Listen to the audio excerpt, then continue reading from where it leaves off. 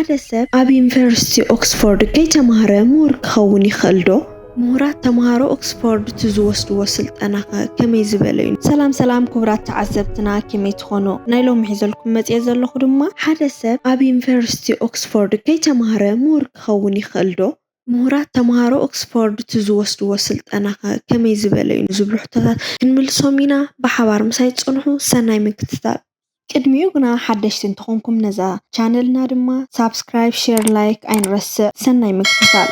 ዩኒቨርሲቲ ኦክስፎርድ ኣብ 1996 ዝጀመረ ኮይኑ ካብ ቅድሚ ሕጂ ክሳብ ሕጂ ብሉፃት ተምሃሮን ከፍርን ዝፀንሐን ዘሎን እዩ። እዚ ድማ ብሉፅነት እዩ ዘርኢ። በዚ ድማ ኣብ ኦክስፎርድ ዝተምሃረ ሰብ ብሉፅን በሊሕን ከም ዝኾነ እዮም ዝሕብሩ። ቀዳማይ ኣምር ንጹርነት እዩ። እዚ ማለት ኣብ ኦክስፎርድ ተምሃሮ ብጀካት ናይ ትምህርቶም ኣብ ሰሙን ድርሰታት ይፅሕፉ እዮም። እዚ ማለት ድማ ብዛዕባ ዝኾነ ይኹን ሕቶታት ድማ የምፁ። መምሃሮን ድማ ካብቲ ዘምፅዎ ሕቶታት ናፅነት ንሕብረተሰብ ኣገዳሲት ድያ ትብል ክትፅሕፍ ከለኻ ጎኑ ድማ ሓደ ናይ ኦክስፎርድ መምህር ብዛዕባ ናፅነት ይሓተካ። ናፅነት ክትብል ከለኻ እንታይ ዓይነት ናፅነት እዩ? ፖለቲካዊ ናፅነት ድዩ?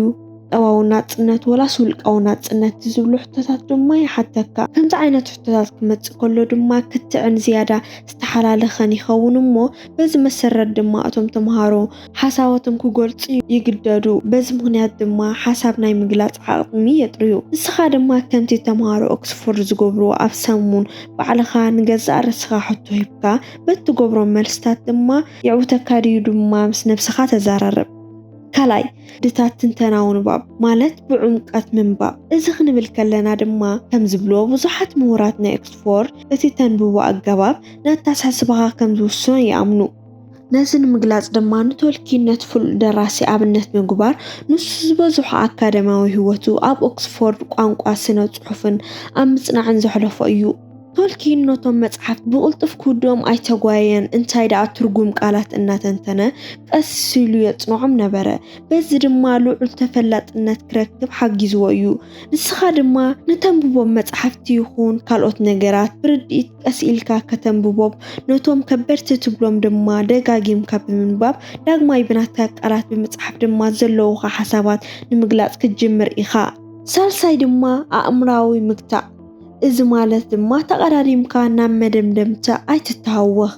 ኣብ ኦክስፎርድ ዝምህሩ ፈላስፋታት ድማ ነዚ ሓሳባት ይሰማማዕ ድዩ ኣይሰማምዕን ንዓመታት ኣፅኒዖም እዮም። እዚ ብዙሓት ፀገማት ቀሊል መልሲ ከም ዘይብሎም እዮም ዝኣምኑ።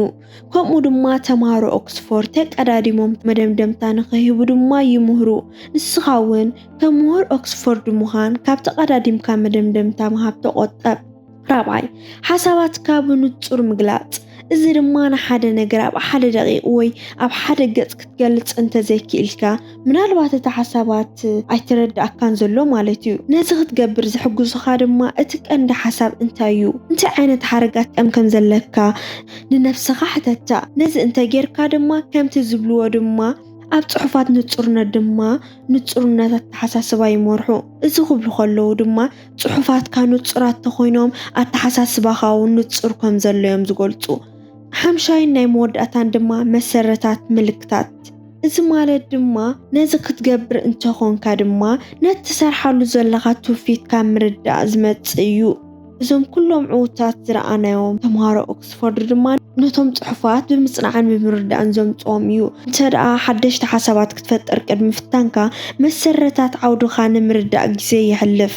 ሽዑ ድማ ሓሳባትካ ትርጉም ዘለዎም ነገር ዝውስኸሉ። ኣብ መወዳእታ ድማ ከም ምሁር ኦክስፎርድ ምሕሳብ ወይ ዲግሪ ኣይኮነን። እንታይ ደኣ ብዛዕባ ዞም ልምድታት እዩ።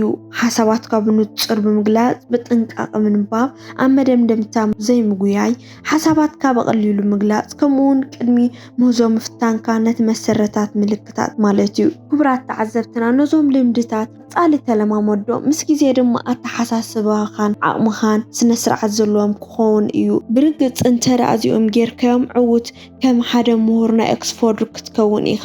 ክቡራት ተዓዘብትና ናይ ሎሚ መደብና ነዚ መስል ነይሩ። ካልእ ግዜ ብካልእ ትሕዝቶ ክሳብ ዝመፀኩም ሰሰኖይ ሰናይ ቅነ